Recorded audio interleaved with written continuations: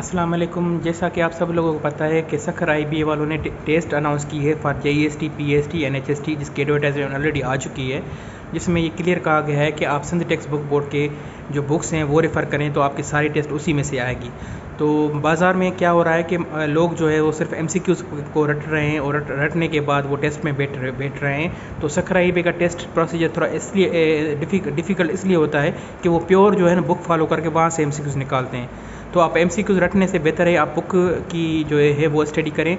तो मैंने जो अभी तक लेक्चर्स बनाए वो सारे बुक स्टडी से किए, और आप सबको रिक्वेस्ट है कि ये जब वीडियो आप देखें तो काइंडली इसकी मेगापिक्सल हाई करके देखें, क्योंकि मैं अभी जो रिकॉर्डिंग कर रहा हूँ वो सारा जो है कंप्यूटर से रिकॉर्डिंग कर रहा हूँ। तो उसकी आपको हो सकता है कि ये जो कंप्यूटर के बेस पे आपको क्लियर नज़र ना आ रहा हो, तो इसकी मेगापिक्सल आप अगर बढ़ा देंगे तो आपको क्लियर नज़र आ जाएगा। और ये स्पेशली डिज़ाइन किया गया है टेस्ट एडिशन, जो आप जेएसटी पीएसटी टेस्ट कंडक्ट करते हैं उसके लिए डिज़ाइन किया गया है, जो specially Sindh text book board का है। ठीक है, अब हम आ जाते हैं। मैंने प्रीवियसली बहुत सारे टॉपिक कवर किए हैं, तो अभी जो हम टॉपिक आज कवर करेंगे वो है चैप्टर नंबर 4। ठीक है ना, pollutant and their effects on environment. So बगैर टाइम वेस्ट की हम डायरेक्ट चैप्टर पे आते हैं। ठीक है ना, तो pollutant and their effects on environment, इन सब चीज़ों को मैं बुक को रीड करने से पहले मैं आपको कुछ चीज़ें बताना चाहता हूँ कि हमारी जो एयर है, हमारी जो माहौल है, एटमॉस्फेयर है, उसमें जो गैसेस मौजूद होती हैं वो कौन कौन सी गैसेस मौजूद होती हैं।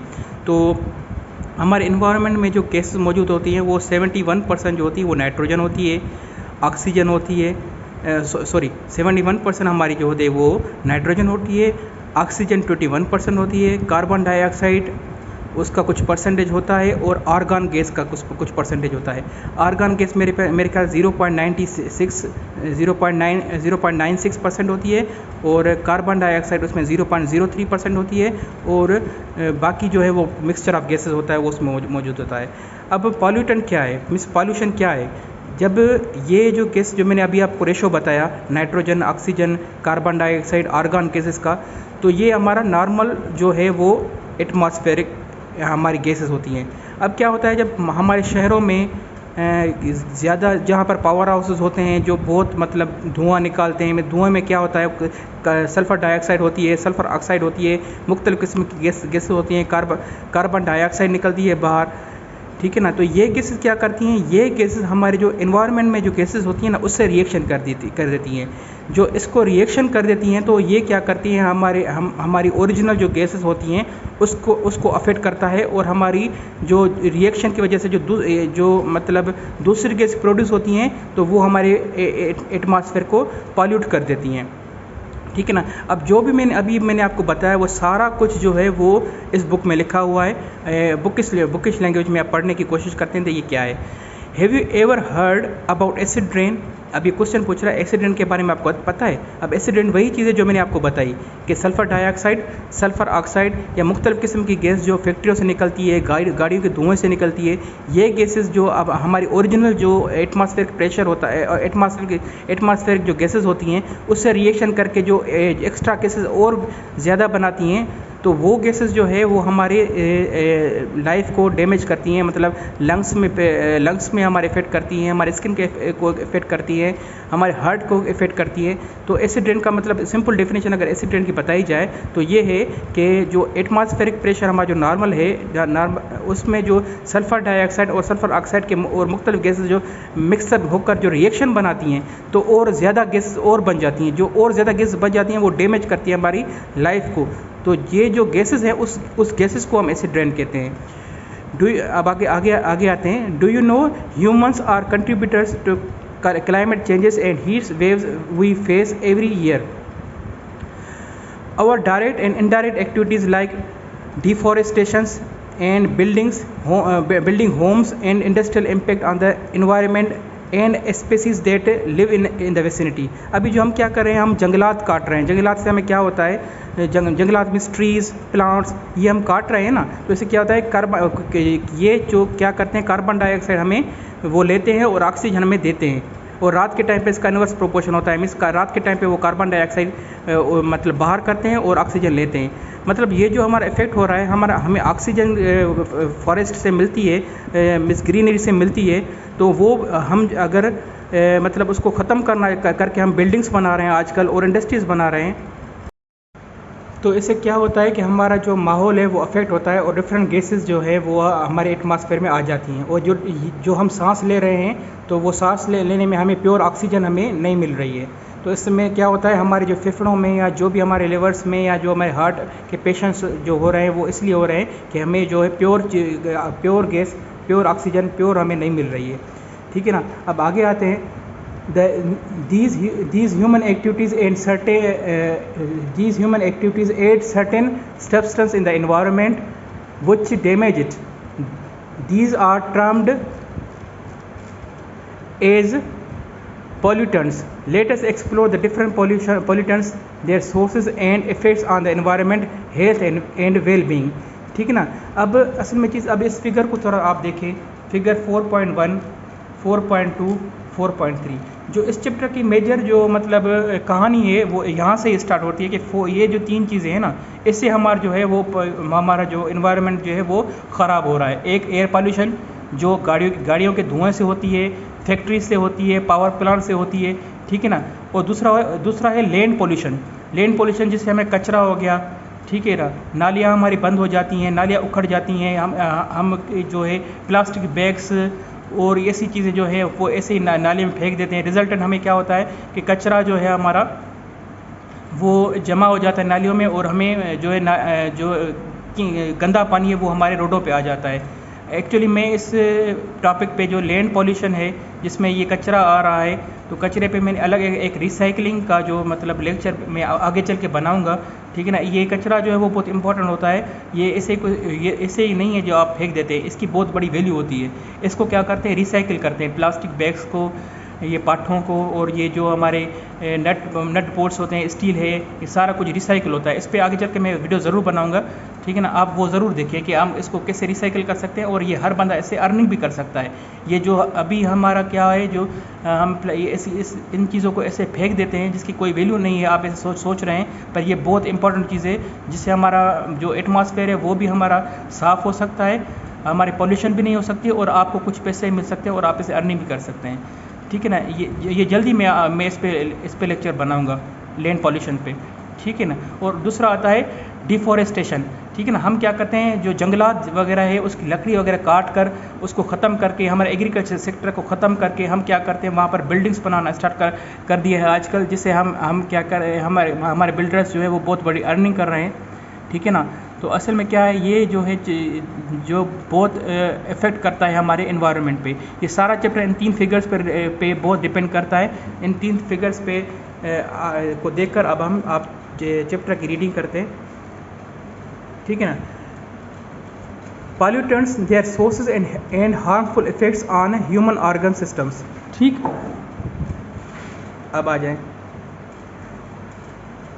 Conversation of quality of environment and its source is a key to viral of our present and future generation. Unfortunately human beings इसको इंसान ज़ात को कहते हैं। ठीक है ना। human being activities on earth are continuously altering the environment and make the survival of human race more difficult in this planet. अभी जो ह्यूमन बीइंग की एक्टिविटी में हम इंसान ज़ात की एक्टिविटी है जो मैं ऑलरेडी डिस्कस कर चुका हूँ, तो ये क्या करते हैं, कचरा भी करते हैं, लैंड पॉल्यूशन भी करते हैं, गाड़ियों का धुआं है और एक फैक्ट्रीज का जो धुआं है वो क्या करता है, वो हमारे माहौल को गंदा करता है। जो हमारी एक्टिविटी आजकल बढ़ गई है, जबकि अगर 70s और 80s के दौर में चला जाया जाए तो वहाँ पर हमारी जो पॉपुलेशन थी वो कम होती थी। पॉपुलेशन कम होने की वजह से हमारा इंडस्ट्रियल सेक्टर भी कम होता था, तो इतनी हमारे एयर का पॉल्यूशन जो है वो अफेक्ट नहीं करता था। पर आजकल बहुत ज़्यादा कर रहा है, जिसमें हम जंगलात भी काट रहे हैं, लैंड को भी ख़राब कर रहे हैं और एयर को भी ख़राब कर रहे हैं। ठीक है। Today human being is facing one of the most horrible ecological crisis on its time, that is pollution. Pollution is defined as undesirable, अब ये देखें pollution की definition क्या है, defined as undesirable change in the physical, chemical or biological characteristics of air, land and water that harmfully affect the human life and other organisms. ठीक है, क्या, फिर से देखें, undesirable change in the physical quantities, chemical changes mix with, जो मैंने आपको बताया कि मिक्सिंग हो रही है गैसेस की, किससे, दूसरी गैसेस से, मीन्स नाइट्रोजन और oxygen, carbon dioxide, argon gases जो हमारे नॉर्मल जो हमारे गैसेस है वो मिक्सअप हो रही हैं सल्फर डाइऑक्साइड से, सल्फर ऑक्साइड से, ठीक है, क्लोरोफ्लोरोकार्बन से मिक्स हो रही है, ठीक है ना, ये सब गैसेस मिक्सअप हो रही होकर दूसरी गैसेस बना रही हैं। और बायोलॉजिकल मीन्स ये बायोलॉजिकल जो चीज़ें कैरेक्टरिस्टिक होती हैं वो क्या कर रही हैं, एयर को, लैंड को, वाटर को ख़राब कर रही हैं, which affects by the human life and other organism. ठीक, many substance can damage environment by making it dirty.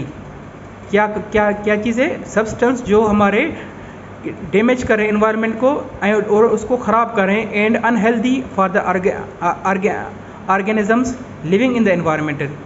ठीक, the harmful substance which damage the environment are called pollutants and their introduction into the environment cause pollutions. ठीक, air pollution is one of the most dangerous and common kind of environmental pollutions that is being reported is most industrial cities of the world। ठीक है, अब सबसे damage harmful effect क्या है, हमारा air pollution का है। लैंड पॉल्यूशन और फॉरेस्ट को छोड़कर हम फोकस कर रहे हैं एयर पॉल्यूशन का, क्योंकि एयर हमारी जो है वो मुख्तलिफ गैसेस से मिक्स होकर, जो हमारे एयर की गैसेस से मिक्स होकर जो दूसरी गैसेस बना रही हैं, जिसको हम एसिड रेन भी कहते हैं, वो मिक्स होकर हमारा इन्वायरमेंट को ख़राब कर रही हैं और जो बहुत डेंजरस है। ठीक है ना, it is caused when most amount of solid waste of concerned gases, that is other than oxygen, increase in the air due to some natural process of human activities. Some of the major air pollutants and their sources are mentioned below। ठीक है ना, अब ये sources कुछ ये वो sources हैं जो हमारे एयर को, एटमॉस्फेयर को ख़राब कर रही हैं, जिसमें पहला आ जाता है सल्फ़र डाइऑक्साइड। अब सल्फ़र डाइऑक्साइड हमारे गैसेस जो हैं वो कहाँ से निकलती हैं उसको पढ़ते हैं, ये क्या है।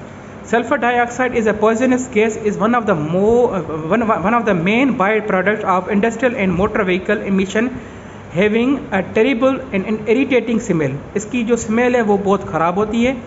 ठीक है, और ये कहाँ से निकलता है, गाड़ियों से निकलता है, और इंडस्ट्रियल के धुएँ से, इंडस्ट्रियल धुआँ है वहीं से निकलता है। ठीक, constant exposure to sulfur dioxide can lead to higher occurrence of cough। अब इसका इफ़ेक्ट क्या होता है, हमारे जिस्म पर हमें कफ हो जाती है, स्नीज ज़ुकाम हो जाता है, खंघ हो जाती है, and cold, shortness of the breath, हमें सांस लेने में दुश्वारी हो जाती है। ठीक है, ये सारी चीज़ें, फतीग हमें क्या है, थकावट महसूस हो जाती है। ये सारे इफ़ेक्ट हमारे क्या है, सल्फर डाइऑक्साइड के इफ़ेक्ट हैं। ठीक, air infected with sulfur dioxide is the main reason for asthmatic attack। ठीक है, eye irritations, eye watering, shortness of breathing, lungs damage are other common problems found in the individual. ठीक है, ये सारे जो हमें क्या होता है, जो आप डेली लाइफ में फील करते हैं, जैसे हमें हमारे आँखों में से पानी आना, ठीक है, सांस लेने में दुश्वारी, हमारे लंग्स में जो है वो हमारा डैमेज होना, ये सारा क्या होता है, सल्फर डाइऑक्साइड गैस की वजह से होता है। सल्फर डाइऑक्साइड गैस जो है हमारे एनवायरनमेंट गैसेस से मिक्स हो जाती है, और रिजल्टन हमें दूसरी गैसेस का इफेक्ट भी आ जाता है, जो रिएक्ट करती हैं और दूसरी गैस भी प्रोड्यूस होना शुरू हो जाती हैं। ठीक है, दूसरा इफेक्ट आ रहा है कार्बन मोनोऑक्साइड का। ठीक है, इनकम्प्लीट कंबशन ऑफ फ्यूल, एक होता है कंप्लीट कंबशन ऑफ फ्यूल, दूसरा होता है इनकम्प्लीट कंबशन ऑफ फ्यूल। जब फ्यूल हमारा जो है वो बाजारी जो है, हमारा जो पेट्रोल है या हमारा डीजल है, जो कंप्लीट गाड़ियों में बर्न नहीं होता, तो हमारा क्या करता है, वो कार्बन डाइऑक्साइड आउटपुट में देने के बजाय हमें कार्बन मोनोऑक्साइड देता है। ठीक है ना, incomplete combustion of fuel led to exhaust of carbon monoxide. This colorless or odorless gas mostly result in the disease related to the heart, like heart attacks। अब क्या होता है, कार्बन डाइऑक्साइड का मेजर इश्यूज़ क्या होता है, carbon monoxide जब mix होती है एयर से, तो वो क्या करती है, हमारा हार्ट अटैक का काज बन सकती है। कभी कभी आपने देखा होगा, सुना होगा कि कुछ लोग जो है रात के टाइम पे जनरेटर चलाकर, लाइट नहीं थी वो सो गए, इत्तेफाक से जो हमारे घर में जो धुआं प्रोड्यूस हुआ वो कंप्लीट कंबशन नहीं हो सकी उसकी, तो वो कार्बन मोनोऑक्साइड प्रोड्यूस करना शुरू हो गया। तो कमरा हमारा पूरा बंद था, हमारा पूरा घर बंद था, तो रिजल्टेंट हमारे सारे जो बंदे थे वो घर के वो मतलब फोत हो गए। तो फोत होने का मतलब क्या हुआ, क्या होता है, वो हार्ट अटैक की वजह से फोत होते हैं, क्योंकि कार्बन मोनोऑक्साइड जो है वो घर में ज़्यादा जमा हो जाती है। ये क्या होता है, due to the incomplete combustion of fuel.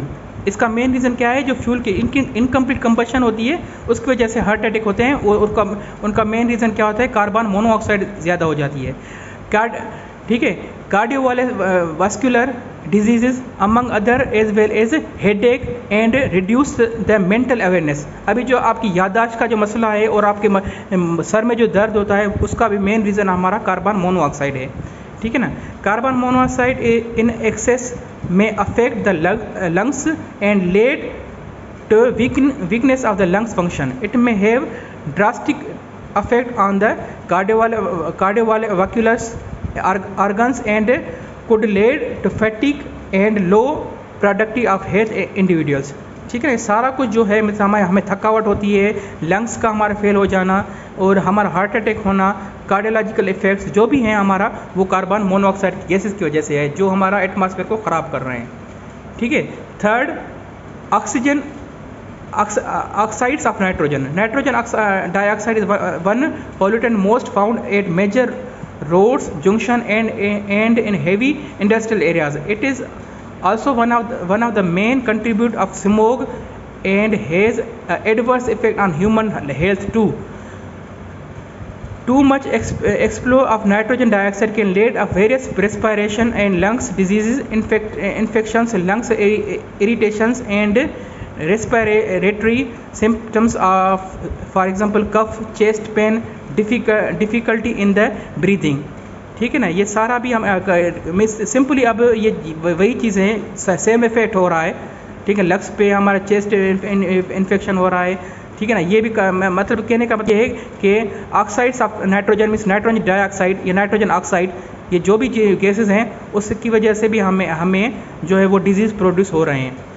Next 4 number आता है, ये बहुत डेंजरस गैस है, क्लोरोफ्लोरोकार्बन।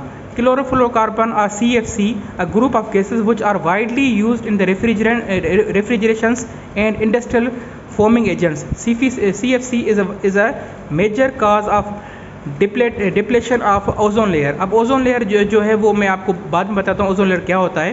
ठीक है ना। उसके अब ये क्लोरोफ्लोरोकार्बन जो है हमारे ओजोन लेयर को डैमेज करता है। फिलहाल आप इस पॉइंट पे आपको सिर्फ ये नोट कर लें कि ओजोन लेयर हमारा जो डैमेज होता है वो CFC की वजह से होता है, क्लोरोफ्लोरोकार्बन की वजह से। ठीक है ना। Inhalation of high levels of chlorofluorocarbons can affect the lungs, central nervous system, heart, liver and kidneys. Symptoms of exposure to chlorofluorocarbon can include drowsiness, unclear speech, disorientations, tightening sensations and weakness in the limbs. Explore the extremely high level of chlorofluorocarbons can result in death. ठीक है। अब chlorofluorocarbon की वजह से हमारी death भी हो सकती है। Ingestions of chlorofluorocarbon can also lead to nausea, irritations of the digestive tract and diarrhea. ये डायरिया का भी कारण जो है हमारा क्लोरोफ्लोरोकार्बन की वजह से होता है। डायरिया कभी कभी आप देखा होगा कि हमें डायरिया हो गई है, तो डायरिया जो हो रही है वो हमारा जो मिक्सअप ऑफ क्लोरोफ्लोरोकार्बन गैसेस हैं उसकी वजह से होती है। इसका मेन रीज़न क्लोरोफ्लोरोकार्बन है। ठीक है। अब आगे आते हैं। अभी तक आपने क्या पढ़ा है कि हमारे जो ये देखें इफ़ेक्ट्स जो हैं pollutant and their source and harmful effect on the human organ system. तो जो हमारा इफेक्ट करती हैं गैसेस, वो कौन कौन सी गैसेस हैं जो हमारे ह्यूमन बॉडी को इफेक्ट करती हैं। उसमें हमने सल्फर डाइऑक्साइड पढ़ा और उसके इफेक्ट पढ़े कि क्या क्या इफेक्ट कर सकती है सल्फर डाइऑक्साइड। कार्बन मोनोऑक्साइड पढ़ा और उसके इफेक्ट पढ़े कि कार्बन मोनोऑक्साइड क्या करती है। ठीक है। ऑक्साइड्स ऑफ नाइट्रोजन के ऑक्साइड, जैसे नाइट्रोजन ऑक्साइड हो गई, नाइट्रोजन डाइऑक्साइड हो गई, नाइट्रोजन ट्राइऑक्साइड हो गई, ये गैसेस हमें क्या इफेक्ट करती हैं, उसका क्या इम्पेक्ट पड़ता है। और क्लोरोफ्लोरोकार्बन किस जगह पे मतलब कहाँ से निकलती है, मीन्स हमारे रेफ्रिजरेशन में होती है, एयर कंडीशंस में होती है, और इसका इफेक्ट हमारे इन्वायरमेंट पे क्या पड़ता है, हमने अभी तक ये पढ़ा है। ठीक है, अब हम पढ़ रहे हैं effects of human activities on environment. अब इफ ह्यूमन एक्टिविटी क्या है जो हमारे इन्वायरमेंट को डैमेज कर रही है, वो क्या है? A balanced relationship between living organism including humans and environment is essential to maintain life on earth.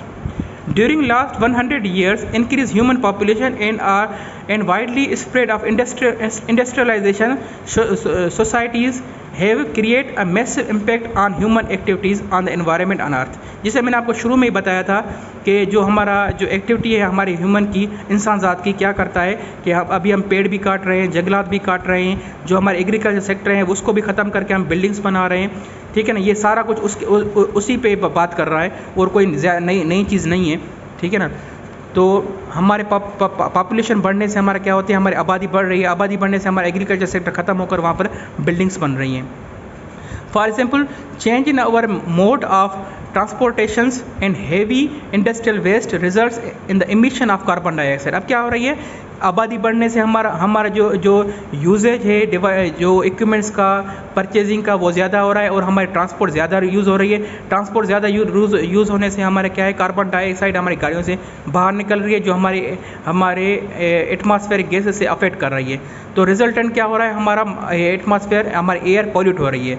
ठीक है ना, industrial waste result in the emission of carbon dioxide and other industrial gases responsible for global warming which could lead to flood.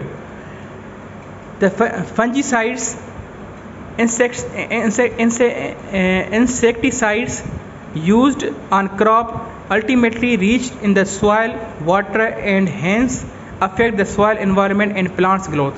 ठीक है ना, अब ये क्या करिए, जैसे हमारे ये जो टर्मिनोलॉजी है, फंजीसाइड्स और ये जो इंसेक्टिसाइड, ये क्या है, दवाएं हैं, मीन्स जो दवाएं लगती हैं ज़मीनों। ठीक है ना, ये उसकी बात कर रहा है। These practice produce harmful effect on environment as mention below. ठीक है, अब आते हैं एसिड रेन पे। अब एसिड रेन क्या है? एसिड रेन जैसे मैंने आपको ऑलरेडी बताया है कि हमारे जो एटमॉस्फेरिक की जो गैसेस हैं, nitrogen, oxygen, carbon dioxide, argon gases और mixture of some other gases, ये क्या करता है, हमारी जो ओरिजिनल एटमॉस्फेरिक गैसेस में जो sulphur dioxide, sulphur oxide, carbon monoxide dioxide, ये मिक्सअप होकर दूसरी गैसेस, केमिकल रिएक्शन करके दूसरी गैसेस बनाते हैं। तो दूसरी गैसेस क्या करती है, हमारी वो इतनी तेज़ी से वो केमिकल रिएक्शन हो जाता है कि दूसरी खतरनाक गैस प्रोड्यूस होना शुरू हो जाती हैं, और ये हमारे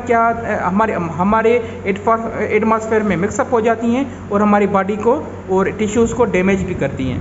तो ये एसिड रेन क्या है, मीन्स एक जुटा है, एक कॉम्बिनेशन है मुख्तलिफ गैसेस का, जो एटमॉस्फेरिक गैसेस से मिक्सअप होकर दूसरी गैस बनाता है। चलो बुक रीडिंग करते हैं। Power station and other industrial units running on the burning of coal process, emission of carbon dioxide, carbon monoxide, sulfur dioxide, nitrogen oxide into the air which can dissolve in the rain water to form acid rain। क्या है, simply मैंने आपको already कहा कि ये dissolve हो जाती है, में से केमिकल रिएक्शन बनाती हैं, और ये क्या होता है, रिजल्टेंट हमें दूसरी गैसेस मिल जाती है और वो गैस हमारी बॉडी में और हमारी एटमॉस्फेयर में मिक्सअप हो जाती हैं। Acid rain affect the photosynthesis and growth of the plants. When acid rain falls in the river and lakes, it kills the aquatic organism. Acid rain is not only a health hazard but also can destroy many man-made structures, metals and statues of archaeological importance, kill many animals, destroy the agricultural land and cause the damage of crop and plants।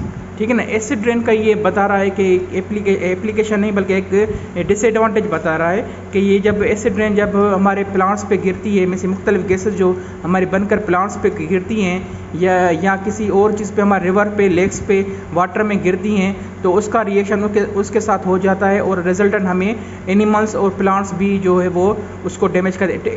Animals, plants क्या, इंसान ज़ात को भी हमारा क्या है वो हमारे डैमेज कर देता है। मीन्स कोई इनको अफेक्ट करता है, मीन्स लंग्स में अफेक्ट करता है, हार्ट बीट को अफेक्ट करता है, हमारी जो थकावट प्रोड्यूस करता है, ये सारे जो है वो उसके इफ़ेक्ट्स हैं। अब दूसरा आ जाता है green house effect on global warming. Carbon dioxide gas is produce when the trees and fossil fuels are burn. जब हमारे जंगलात और फॉसिल फ्यूल्स में से पेट्रोल वगैरह ये जो जलेंगे तो हमें कार्बन डाइऑक्साइड प्रोड्यूस होगी। Carbon dioxide is a major green house gas as it trap the sun heat and prevent it from the escaping into space, just like a way that greenhouse trap the heat from the sun। ठीक, as more trees are burned, more carbon dioxide gas released into the atmosphere। जैसे जितनी ज़्यादा से ज़्यादा trees burn होंगी, means हमारे पेड़ जलेंगे, तो हमारे ज़्यादा से ज़्यादा कार्बन डाइऑक्साइड हमारे एटमॉस्फेयर की गैसेज में मिक्सअप होती जाएगी। And green house effect increase, carbon dioxide increase होगा तो हमारा ग्रीन हाउस इफेक्ट इंक्रीज होगा, क्योंकि हमारे कार्बन डाइऑक्साइड जो हमारा एयर में जो रेशोज़ हैं उसमें कार्बन डाइऑक्साइड बहुत कम है, ठीक है, 0.03% है। पर अगर ग्रीन हाउस, अगर हमारे पेड़ जलेंगे, हमारे जो मतलब जंगलात जलेंगे, तो उससे जो कार्बन डाइऑक्साइड प्रोड्यूस होगी, या हमारे जो इंडस्ट्रियल सेक्टर हैं उसमें जो कार्बन डाइऑक्साइड प्रोड्यूस हो रही है वो क्या कर रही है, वो मिक्सअप हो रही है हमारे ओरिजिनल जो हमारा रेशो है एटमॉस्फेयर का, उससे वो बढ़ जा रही है, बढ़ती जा रही है, तो हमारा ग्रीन हाउस इफेक्ट भी इंक्रीज़ होगा। As a result, the average temperature of the surface of Earth increases. This is known as global warming। जो हमारा एवरेज टेम्परेचर जो है सरफेस का वो इंक्रीज़ हो रहा है कार्बन डाइऑक्साइड की वजह से, तो जिसको हम ग्लोबल वार्मिंग कहते हैं। Other gases which contributes the green house effects are also being released in the atmosphere for human activities. These includes methane, nitrogen oxide and CFC। CFC बहुत खतरनाक गैस है, जैसे मैंने आपको ऑलरेडी बुक रीडिंग करवाई है, जो हमारा रेफ्रिजरेशन से निकलती है, एयर कंडीशन से निकलती है, और उसका जो उसके निकलने से इंसान की डेथ भी हो सकती है, जो हम पहले ही पढ़ कर आए हैं, ठीक है ना। ये आ गया डिप्लेशन ऑफ ओजोन लेयर, जो मैंने आपको ऊपर में ऑलरेडी कहा था कि ओजोन लेयर के बारे में नीचे आकर पढ़ेंगे। तो ओजोन लेयर अब क्या होता है, ओजोन लेयर के एक किस्म का एक लेयर होता है। लेयर क्या होता है, जो प्रोटेक्ट करता है हमारे सन के अल्ट्रावायलेट रेजेस से।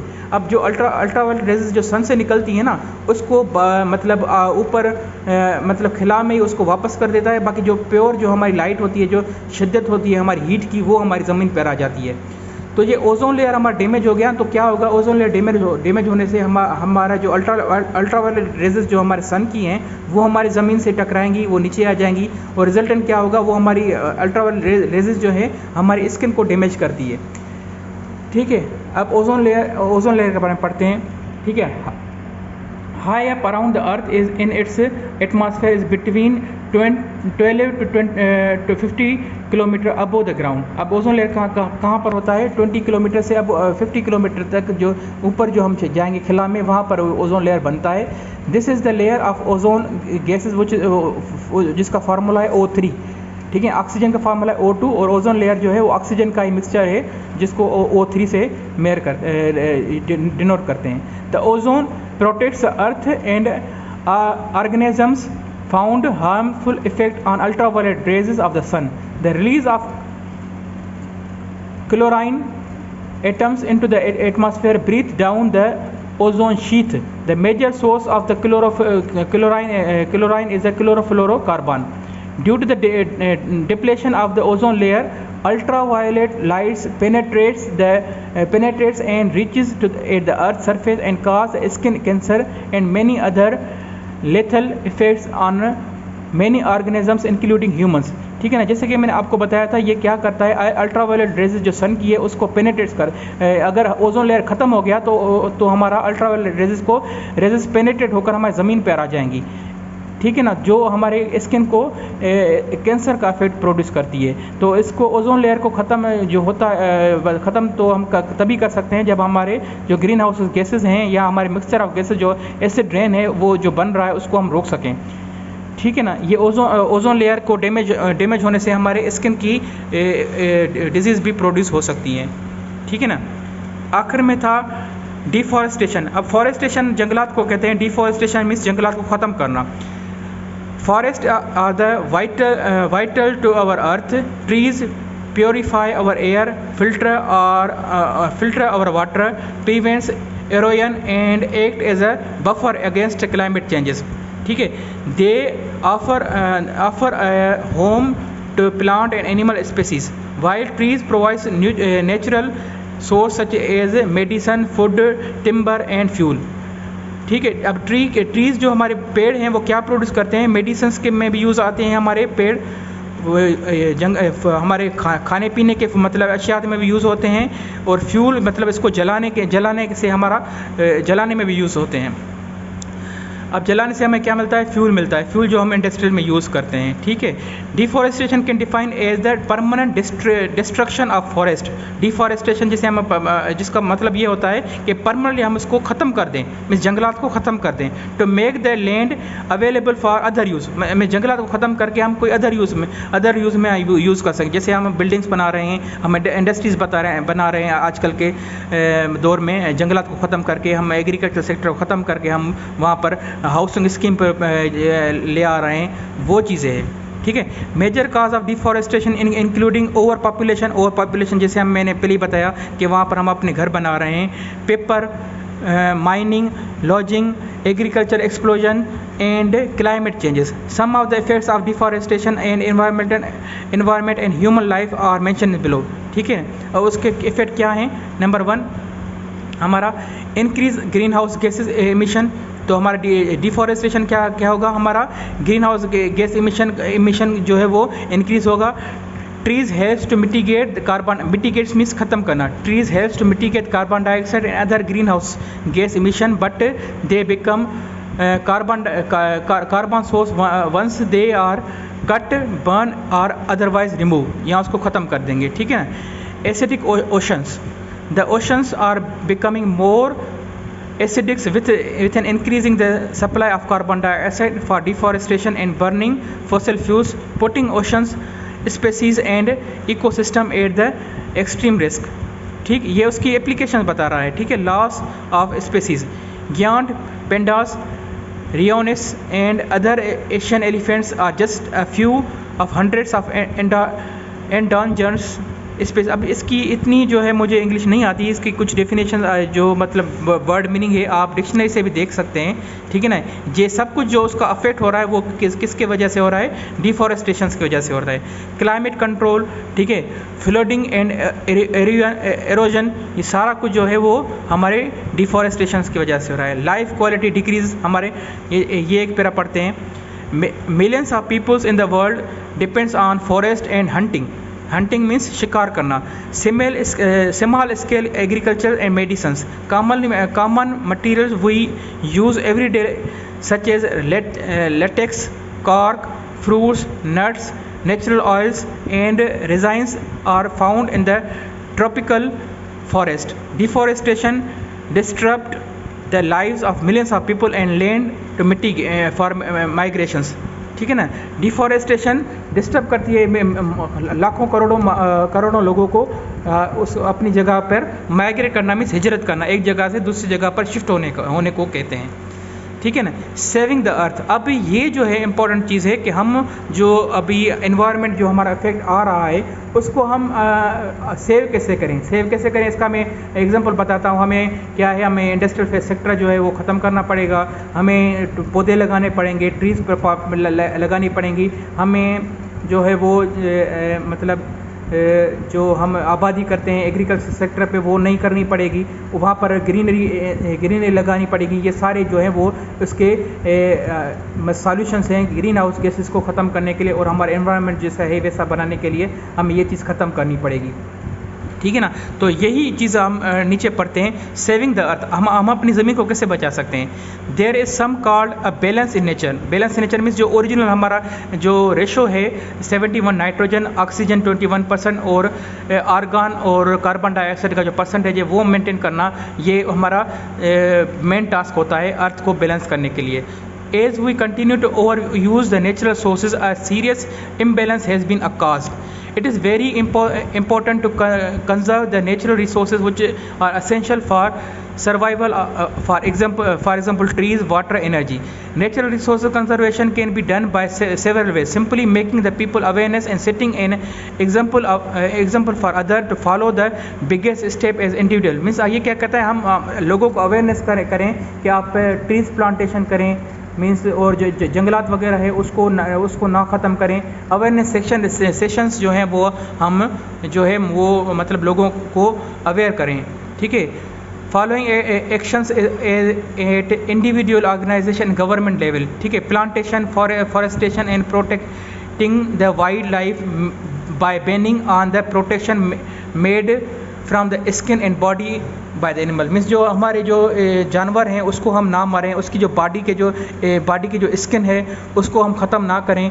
ठीक है. प्लांटेशन लगाएं, फॉरेस्टेशंस पे हम तवज्जो दें. वाइल्ड लाइफ में जंगलात की लाइफ को हम ख़त्म कर दें, मतलब बैन ना करें. ठीक है. ये एक सॉल्यूशन हो सकता है. ठीक है. दूसरा, use reusable and recycle the material. For example paper bags and plastic bags.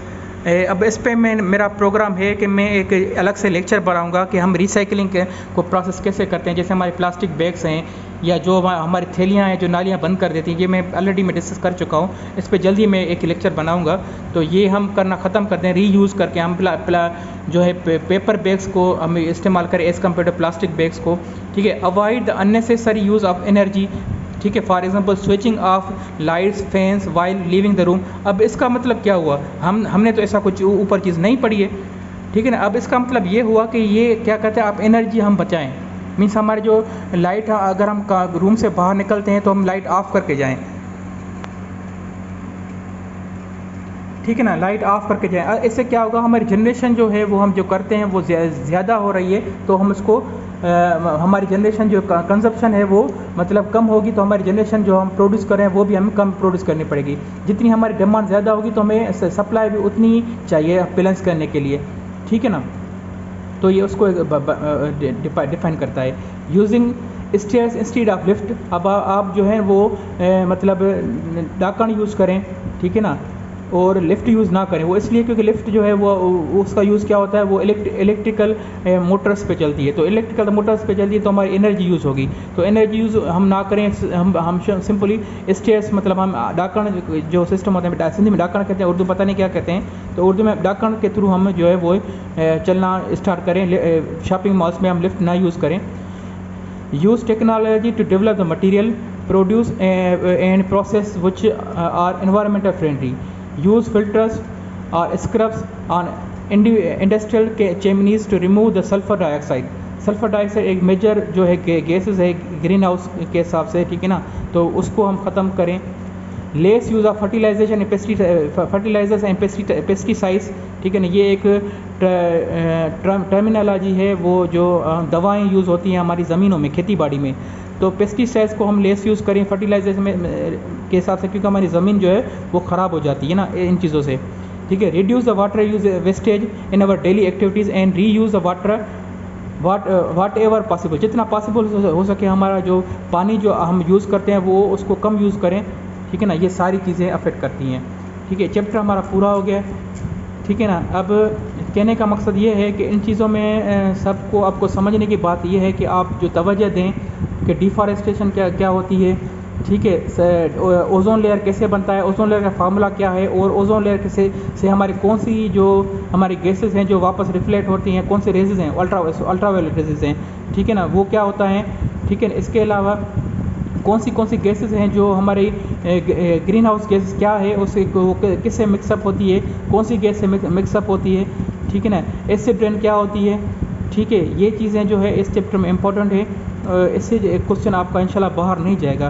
Chlorofluoro carbon जो है वो क्या होता है और वो कहाँ पर यूज़ होती है, एयर कंडीशन में, रेफ्रिजरेशन में, ये नोट करने की चीज़ें हैं. और ये हमारे oxide nitrogen dioxide, nitrogen oxide means nitrogen के जो मिक्सचर से हैं उससे हमारे किस किन चीज़ों से हमारे बॉडी को फ़र्क पड़ता है, कौन कौन सी चीज़ें हैं, मीन्स कौन सा रिएक्शन करती हैं, कफ होता है, चेस्ट पेन है, डिफ़िकल्टी इन द ब्रीथिंग, सांस लेने में तकलीफ़ हो रही है.